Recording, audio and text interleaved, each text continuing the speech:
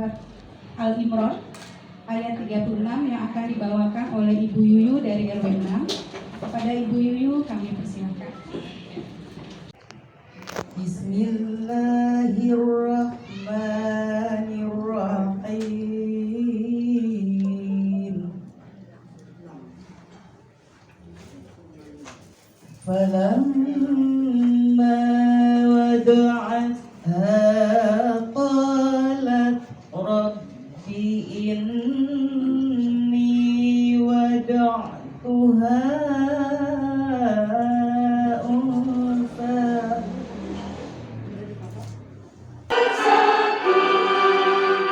Hiduplah tanahku, hiduplah negeriku, bangsaku, rakyatku semuanya.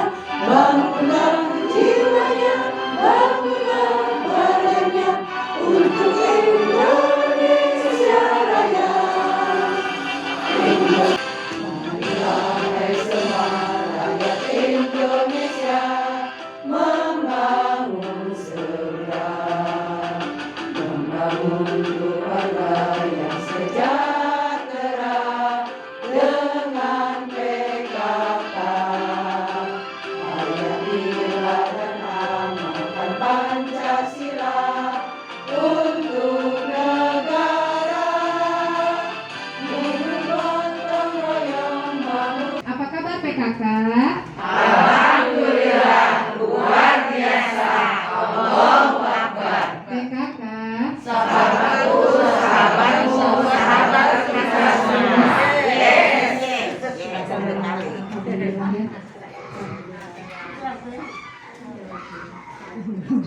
Mudah-mudahan bisa memacu semangat kita di pagi hari ini.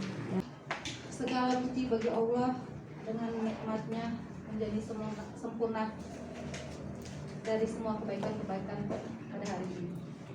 Alhamdulillah pagi ini untuk pertama kalinya kita bisa berkumpul kembali setelah pandemi 2 tahun berturut-turut mau 3 tahun ya. Dan alhamdulillah dari kota sudah membolehkan kita untuk kumpul walaupun masih dengan prokes. Saya tetap mengimbau ya Bu, karena saya pun dapat himbauan dari kota agar prokes tetap dijaga, terutama untuk masker. Bukan berarti sekarang sudah endemi kita bereforia dan melupakan masker, karena yang saya dengar ada berita terbaru qadarullah COVID Omicron ada lagi dengan nama Omicron B4 dan B5 macam-macam ya. Mudah-mudahan kita semua terhindar dari penyakit yang kemarin sempat membuat kita porak-poranda ya. Dan alhamdulillah beliau juga bermukim di Majalengka. Jadi alhamdulillah Majalengka ini potensinya luar biasa. Jadi saya tidak perlu mencari keluar karena bibit-bibit, bukan bibit aja sudah jadi ya. Di Majalengka ini banyak banget, dan salah satunya teh sopi. Nanti insya Allah ya hari ini kegiatan dari Pokja 1 Kelurahan Majalengka, khususnya Pak Redi, pola asuh anak dan remaja di era digital, dengan tema seni mengasuh remaja, orang tuaku sahabat terbaikku. Bagus tuh ya, mudah-mudahan insya Allah walaupun di sini sudah Bu Sofiana, waktunya dipersilakan. Tanya kepada mungkin sebelumnya kepada Ibu Lurah ya, yang Ibu Sari Ilki selaku Ketua Tim Penggerak PKK Majalengka yang sangat kami hormati, kepada juga Ibu Susan perwakilan dari Kecamatan Sari selaku Ketua Pokja 1 Tim Penggerak PKK Kecamatan Sari, dan kepada ibu-ibu semua, ketua kelompok PKK beserta ketua blok TAN 1 atau mewakili dari RW 1 sampai RW 16 Kelurahan Majalengka yang sangat kami cintai dan sangat kami banggakan.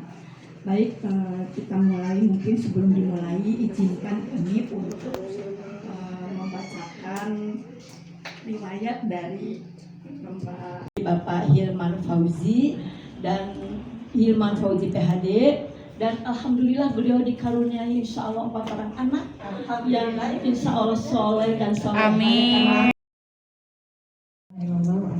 Asyhadu an la ilaha illallah wa asyhadu anna Muhammadar Rasulullah.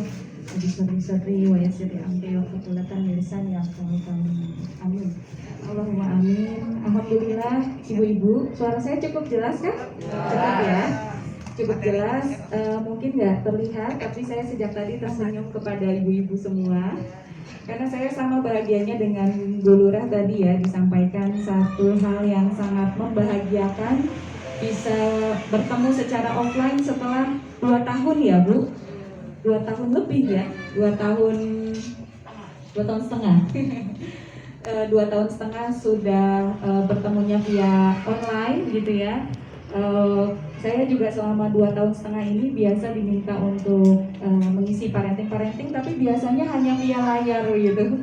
Sehingga kalau dihadiri oleh beberapa kelurahan tuh saya hanya bisa lihat layar demi layar gitu ya.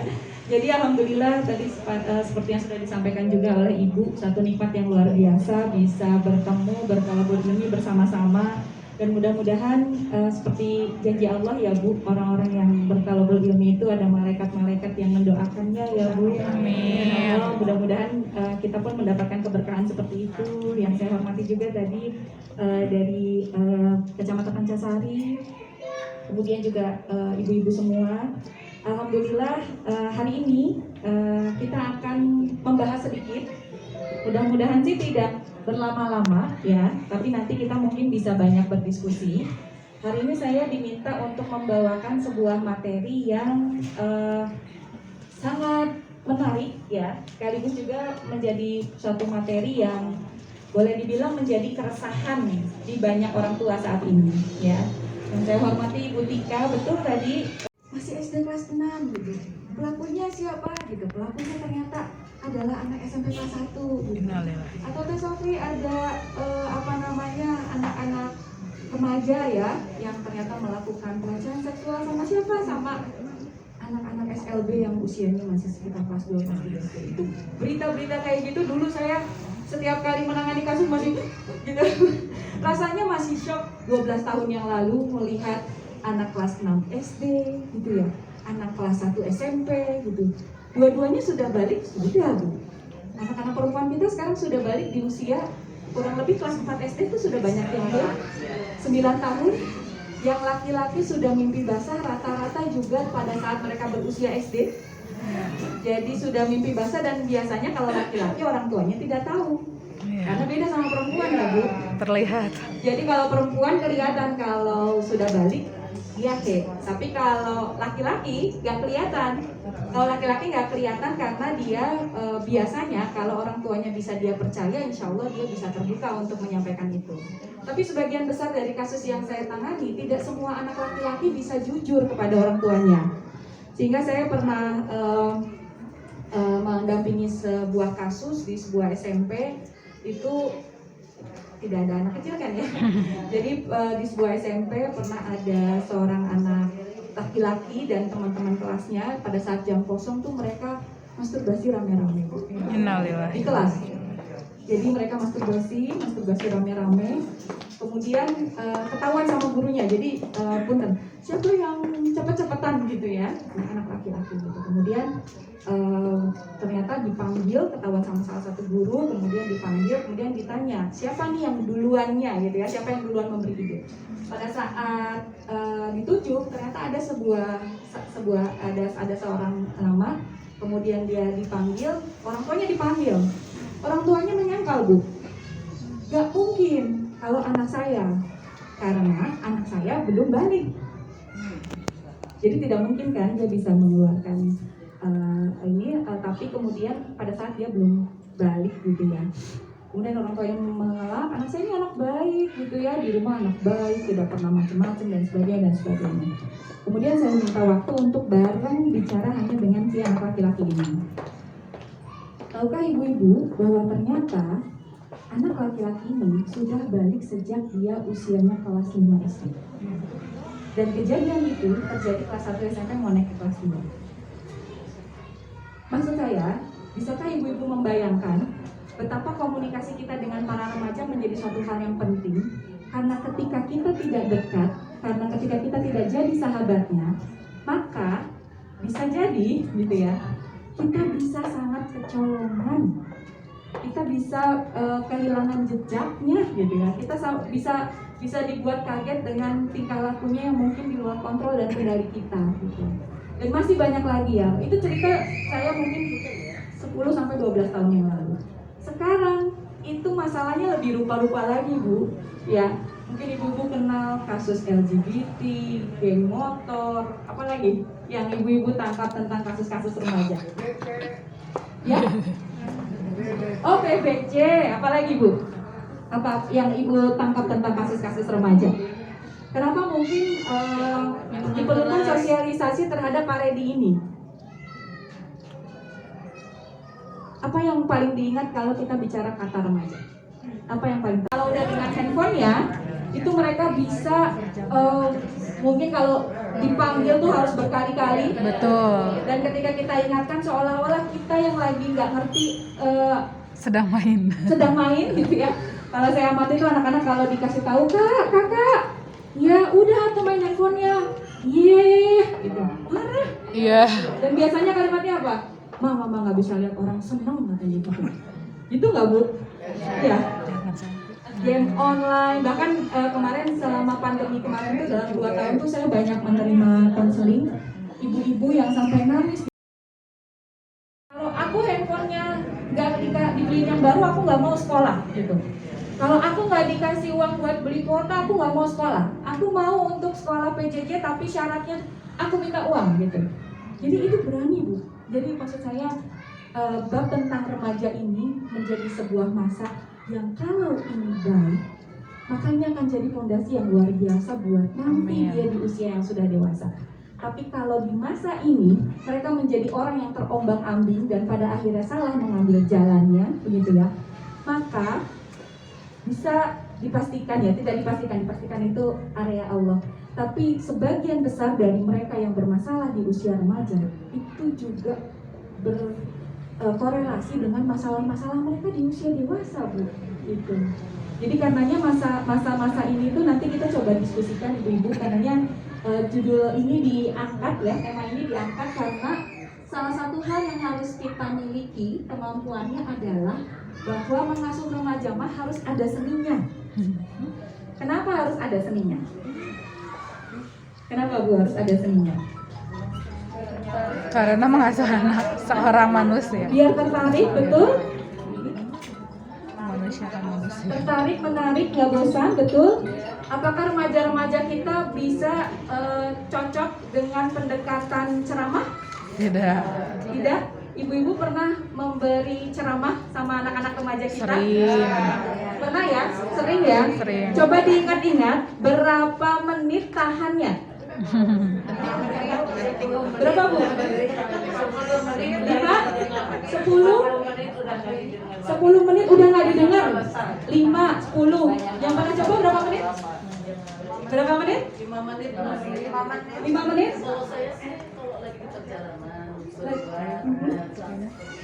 Kalau di perjalanan kesempatan ya Bu ya, harus dengerin ya. Betul.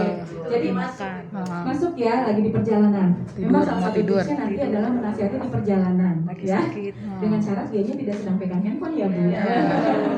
Di perjalanan, oke. Mau nggak mau harus dengerin ya.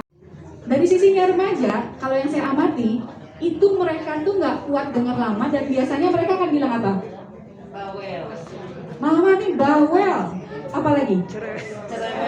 Mama nih cerewet. Apalagi? Bosan. Mama lapar. Pernah nggak dengar kata-kata gini dari remaja? Mama ngomongnya diulang-ulang. Iya ma, aku tuh udah tahu. Iya. Iya. Gitu ya? Iya. Tapi nggak dikerjain. Nah, benar banget. Berarti kita satu zonasi ya. Majalega sama ya kalimatnya begitu ya. Majalega Bu. Iya. Jadi, tapi pernahkah kita berpikir kenapa mereka bisa seanteng itu? Kalau kita bicara ini masalah konsentrasi, saya rasa tidak mungkin. Karena anak-anak kita itu bisa kuat dengan layar handphonenya, mungkin chat dengan temannya, mungkin Sarian. Bahkan kalau kita kasih waktu main, pegang handphonenya Sabtu Minggu aja ya. Tepat janji nggak? Mungkin ada yang tepat, tapi banyak yang tidak. Ketika diingatkan Sabtu Minggu aja ya, diingatkan 1 jam, mereka akan bilang, iya nanti sebentar lagi tanggung. Ini mah lagi seru. Gitu ya. Nah, pernahkah kita membandingkan kenapa ya dengan gadget, dengan game itu mereka bisa tahan berjam-jam. Bahkan kalau ibu-ibu, saya pernah menangani beberapa kasus-kasus yang kecanduan game online, itu yang sudah ketergantungan, yang kecanduan, itu mohon maaf, ketika di game-game online, ibu-ibu kalau main ke rental warnet game online itu suka bau pesing. Mereka tuh bisa pipis di situ, Bu. Saking gak mau ninggalkan gamenya sayang. Mereka tuh bisa kuat gak tidur semalaman karena saking serunya. Mereka bisa, padahal mungkin kalau disuruh belajar baru buka buku 10 menit juga udah bilang ngantuk, capek. Pernahkah kita membandingkan kenapa bisa begitu? Kira-kira kenapa? Kecanduan. Karena tertarik? Karena tidak menarik perhatian? Gimana maksudnya, Bu?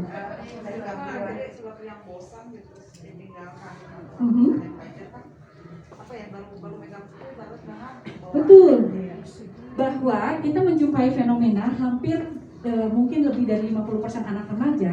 Saya pernah melakukan survei sederhana, saya tanya, hal apa yang bikin kamu termotivasi dan bikin kamu happy? Kalau dulu, mungkin remaja-remaja angkatan saya dulu ya, angkatan tahun 80-an, mungkin kita akan bilang, saya tuh semangat kalau bermain dengan teman, saya semangat kalau ibu saya memeluk saya semangat untuk melakukan hobi saya. Kalau sekarang, berdasarkan hasil survei, semangatnya remaja itu 3. Handphone, wifi, kuota. Itulah sumber semangatnya. Hal apa yang bikin mereka tidak semangat? Sebagian besar dari mereka menuliskan nomor 1-nya belajar.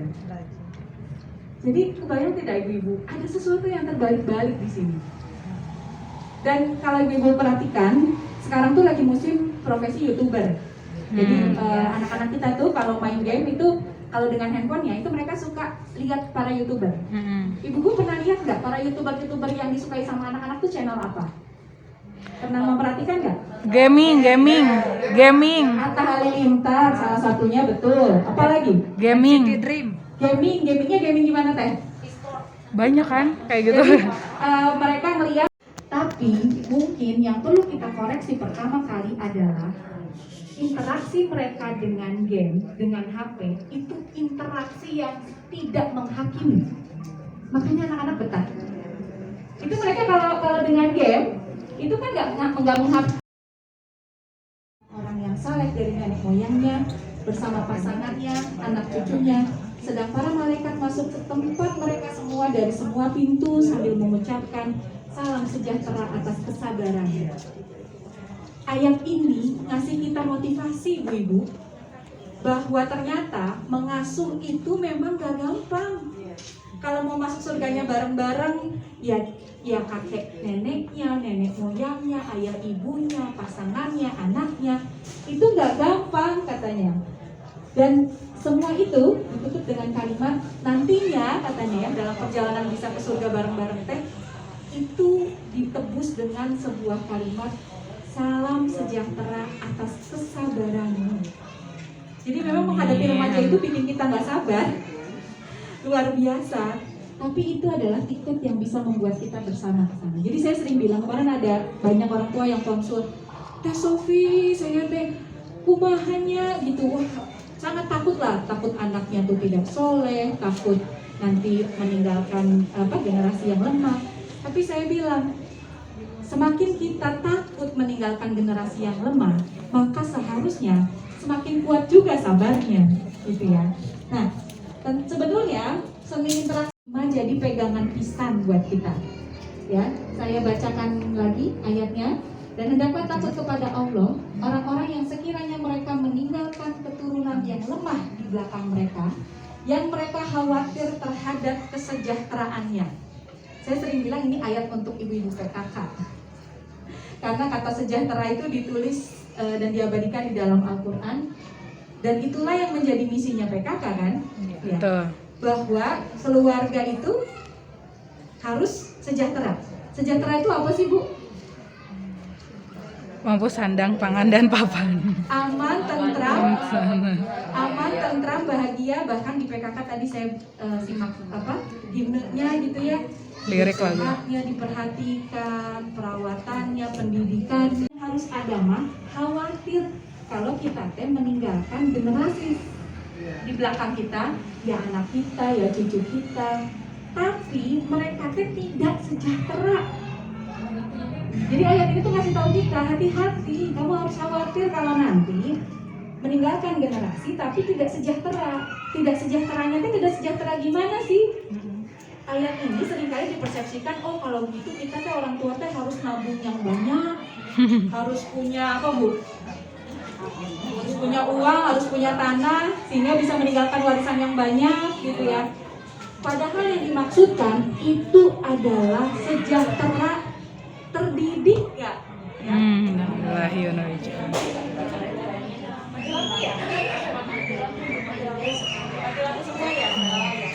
Setuju. Kalau disebutkan ayat yang hendaklah bertakwa kepada Allah, maka menguatkan keimanan dan ketakwaan kita, dan hendaklah berbicara dengan perkataan yang baik dan benar. Ini istilah trennya itu disebutkan dengan kata qaulan sadida. Jadi perkataan yang baik dan benar. Jadi kata kunci ngasuh di remaja, anak dan remaja itu sebetulnya kata kuncinya dua, Bu. Jaga perkataan dengan baik dan benar. Ada yang tahu kenapa kita harus baik dan juga benar? Gimana, Bu? Mengingat? Betul, karena kata-kata, nasihat, ucapan, arahan kita itu adalah sesuatu yang jadi senjata. Jadi lebih mudah menyampaikannya kelak nanti kakak, emas, teteh nanti tuh akan mengalami apa yang disebut dengan balik. Apa itu balik, Bun? Apa itu balik, Ayah? Balik adalah ketika nanti tandanya kamu sudah sama dewasanya dan kewajibannya seperti ayah dan juga bunda. Makanya kalau saya sering diminta ngisi kesehatan reproduksi buat remaja tuh sederhananya apa sih? Kalau sudah balik, anak laki-laki sudah siap bereproduksi, artinya anak laki-laki sudah siap menghamili, anak perempuan sudah bisa hamil. Sederhananya begitu. Ibu-ibu bisa bayangkan tidak? Kalau anak-anak kita balik di umur 9 atau 10 tahun, yang mereka itu adalah masih kelas 4, kelas 5 SD, sudah bisa hamil? Sudah. Sudah bisa jadi ibu? Sudah. Tapi sudah siap tidak? Belum. Sudah. Tapi mungkin tidak? Mungkin. Mungkin terjadi tidak? Mungkin. Jadi pada saat nanti mereka sudah balik, kalau secara syariat Islam, maka mereka sudah dibebani tugas dan tanggung jawab seperti orang dewasa. Kalau dulu waktu saya kecil, ibu saya sering bilang, kalau sudah tandanya nanti dosanya nggak ditanggung sama mama, tanggung sendiri dosanya. Gitu. Sering ada, kalau sederhananya orang tua kita dulu sering bilang gitu ya, itu udah ada malaikat sendiri yang catatannya, udah punya buku catatan sendiri, itu nggak ditanggung lagi sama mama, maka udah tanggung jawab sendiri. Ibu-ibu bisa bayangkan tidak, anak-anak yang sudah balik di usia kelas 4-5 SD, di mana mungkin sholatnya juga masih belajar, di mana mungkin dia juga masih dalam proses untuk untuk bisa beradaptasi, tapi semua sudah jadi wajib Tanggung jawab. Luar biasa ini berarti. Bayangkan anak-anak yang sudah mimpi basah di kelas 6 SD, kelas 1 SMP, gejolak seksual sudah tinggi, dorongan seksual sudah tinggi, tapi belum dewasa.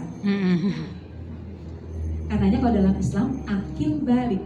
Balik itu nggak berdiri sendiri. Dia harus akil, dia harus berakal, dia harus matang juga, dia harus dewasa juga. Makanya bisa dibayangkan, kalau dia sudah mimpi basah di kelas 1 SMP, tapi dia belum dewasa, kewajiban diri sendiri masih berantakan, sama orang tua masih, belum banyak lah bekalnya gitu ya. Lalu kemudian, mungkin baru dewasa-dewasanya nanti ketika dia kuliah tingkat 1, sebutlah mimpi basah usia 13, kuliah baru terjadi di usia 18-19. Berarti selama 6 tahun rentang itu apa kabar mereka? Kebayang nggak? Jadi saya mau menyampaikan dari sudut pandang para remaja kita, susah loh mereka mengelola dorongan itu. Kenapa sih punten? Anak-anak sekarang ya, anak-anak kelas 5, kelas 6 SD itu bicaranya sudah bicara ada kondom, bicara tentang wik-wik, hubungan suami istri, hamil. Itu mereka udah sampai Bu ke telinga anak-anak kita tuh.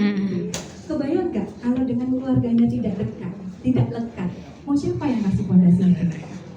Jadi kenapa ini menjadi satu hal yang penting, karena untuk memasuki fase itu mereka butuh bekal, dan di situ mereka butuh kita, Bu. Mereka butuh kita, mereka butuh penerimaan dari kita, mereka butuh lingkungan yang mengerti mereka, supaya apa? Kalau mereka bingung, jangan kemana-mana tanyanya, tanya ibu. Jadikan bapak inspirasimu, jadikan ibu tempat nyamanmu gitu. Problemnya sekarang, ketika mereka penasaran, ini saya bocorkan sedikit dialog anak-anak yang lagi ngobrolin tentang mimpi basah. Kemarin aku mimpi, oh iya, mimpi dong, awewe, itu, sama, aku mah itu teh, oh, itu mereka ketik kata kunci seks aja keluar di Google banyak Bu. Itu teh namanya, oh itu teh gitu. Malah kemarin saya ada beberapa kasus anak-anak itu punten, mereka meniru gerakan-gerakan yang mereka lihat di YouTube.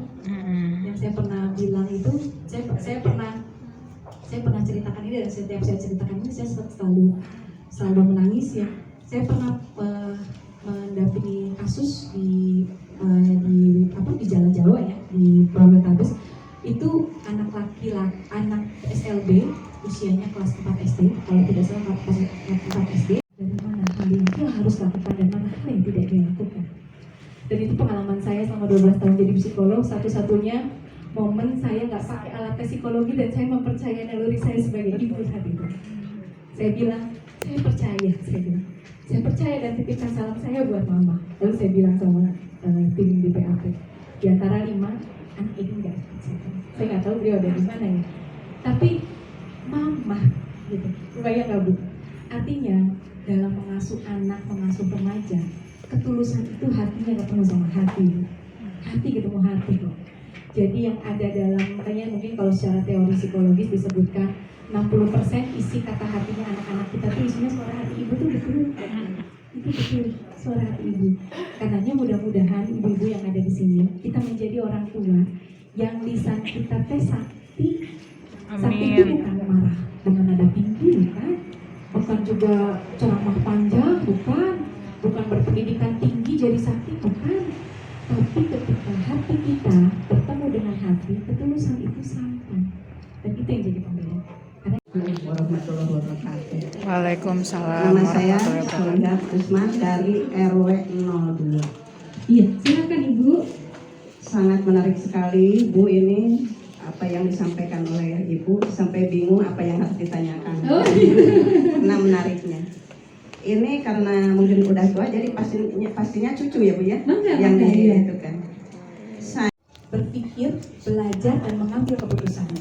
Makanya anak-anak yang dengan handphonenya lama, sering main game online, ke sekolah udah nggak minat. Karena di sini di bagian lobus frontalnya di depan. Maka itu terjadi kerusakan otak malah kalau disebutkan dalam riset-risetnya dari Yayasan Kita dan Buah Hati. Dan saya pernah menjumpai kasus itu nyata di salah satu SMP di Kota Bandung. Ada seorang anak yang setiap kali jam pelajaran jam 9 ngantuk, Jadi selalu tidur Bu. Jadi baru pagi itu udah tidur. Lalu nilai-nilainya anjlok. Lalu dikonsulkan, Bu Sofi tolong dicek. Pas saya cek, IQ-nya ternyata 128. Jadi anak ini pintar. Tapi kenapa ya? Kok ngantuk gitu. Akhirnya karena sekolah ini sekolah elit, canggih ya Bu, dia punya CCTV di beberapa titiknya. Lalu saya bilang, saya minta rekaman CCTV dong. Setiap kali dia jam 9, sebelum jam 9 itu dia selalu keluar kelas. Jadi jam 9 dia tidur, jam 10 tuh dia keluar kelas. Kemana ini? Satu-satunya ruangan yang tidak ada CCTV-nya adalah kamar mandi. Dan setelah dia keluar dari kamar mandi, wajahnya segar. Ada apa yang dia lakukan di kamar mandi? Tanya saya gitu kan.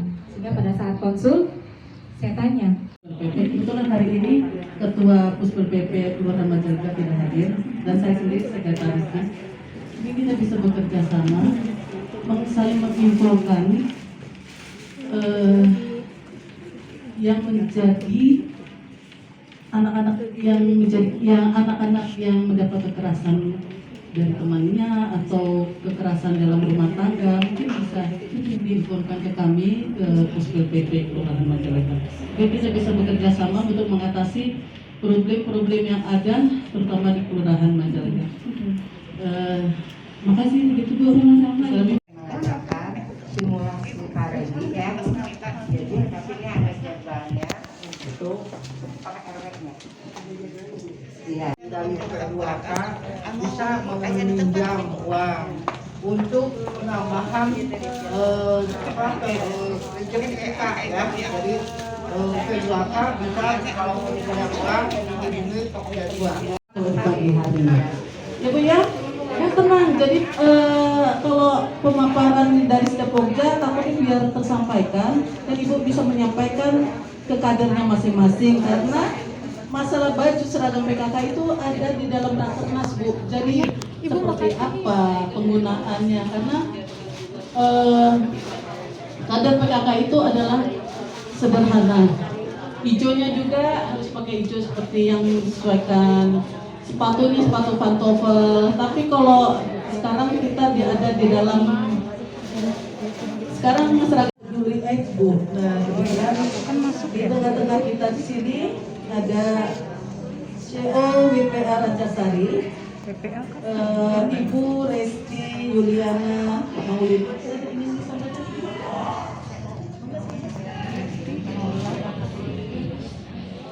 Assalamualaikum warahmatullahi wabarakatuh. Waalaikumsalam warahmatullahi wabarakatuh. Oke. Sebelumnya mohon izin ya ibu-ibu semuanya. Perkenalkan nama saya Resti Yuliana. Kebetulan saya menjadi CEO KPA yang ditempatkan di Kecamatan Rancasari, menggantikan Ibu Anisiti, CEO tahun kemarin. Saya hanya memberi instruksi saja kepada ibu. Kebetulan kan kalau target untuk CEO KPA itu ya Ibu, Komisi Penanggulangan AIDS. Jadi tentang HIV ya. Kebetulan untuk data Kota Bandung tahun sekarang itu dari tahun kemarin itu HIV itu meningkat ibu-ibu di Kota Bandung. Kemarin data tahun 2021 itu sebanyak 5.843 kasus HIV di Kota Bandung. Nah, untuk target yang sekarang adalah ibu hamil dan pasien TB ibu. Ya, nah kebetulan indikator targetnya itu ada 8. Yang pertama ibu hamil, pasien TBC, pasien IMS, IDUS atau narkoba ya ibu ya, WPS, waria, LSL, dan WBP. Tapi sekarang target yang harus digencarnya itu ibu hamil dan pasien TB. Nah kebetulan kan ini semua ibu-ibu PKK ya dari sini ya. Saya mohon bantuannya kepada ibu-ibu PKK Kelurahan Majalengka untuk diberitahukan kepada ibu-ibu hamil di setiap RW-nya untuk melakukan tes HIV. Nah sekarang itu karena diwajibkan ya ibu-ibu untuk ibu hamil dan juga calon pengantin. Ya, catin ya, harus diwajibkan juga tes HIV di puskesmasnya masing-masing. Nah, kalau misalnya ada yang masih kebidan nih ibu-ibu, instruksikan aja sekarang tesnya ke puskesmas dulu aja untuk tes HIV. Nah, soalnya kan data dari puskesmas itu harus dilaporkan ya ibu ke Dinas Kesehatan Kota Bandung. Nah, untuk di Rancasari itu kasus atau target atau kasus yang terkena HIV itu belum ditemukan gitu ya ibu-ibu. Alhamdulillah. Semoga di Rancasari itu tidak ada ya ibu-ibu ya. Amin. Semoga semuanya sehat selalu. Amin. Segitu aja dari saya informasinya.